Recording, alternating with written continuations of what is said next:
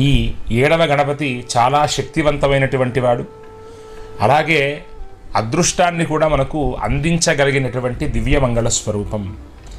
ఎన్ని ఉన్నప్పటికీ కూడా జీవితంలో ఆనందము, సుఖము, డబ్బు, కుటుంబము ఇవన్నీ కూడా ఆవగింజంత అదృష్టం అనేటువంటి దాని ఎందే ఆధారపడి ఉంటుంది. ఆ అదృష్టానికి దేవతల యొక్క పేరు పెడితే ఆమెనే లక్ష్మిగా పిలుస్తారు. అదృష్టాన్ని ఇంగ్లీష్లో లక్ అని పిలిస్తే ఆవిడను దేవతా స్వరూపంలోకి భావన చేస్తే లక్ష్మిగా పిలుస్తారు.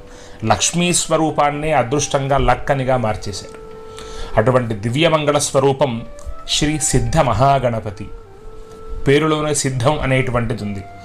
అన్నీ కూడా మనకు సిద్ధం చేసి సంపూర్ణమైనటువంటి ఆనందమయమైనటువంటి జీవితాన్ని మనకు అందించగలిగినటువంటి 7వ స్వరూపం 32 మహాగణపతులలో 7వ స్వరూపంగా